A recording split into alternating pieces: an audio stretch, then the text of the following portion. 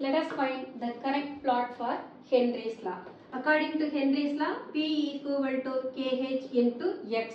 Here X is given as mole fraction of gas in solution. When we say mole fraction, it has no unit at all. And in these graphs, we may find the unit of Kh is also given. So based on the unit pathona, the C and D graph will be ruled out. Let us plot the graph for Henry's law. So P is plotted against X. So here this equation is just like y equal to mx where c equal to 0. அப்போ இந்த curveல நமக்கு slope positive இருக்கு. அதே சமயம் intercept இல்ல அப்படினா the curve it will be like this.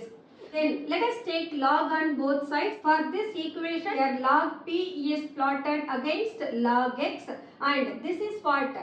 Y equal to mx plus c where c is log h and m is a positive slope. So the curve will be a positive curve. So the correct plot for Henry's law is B.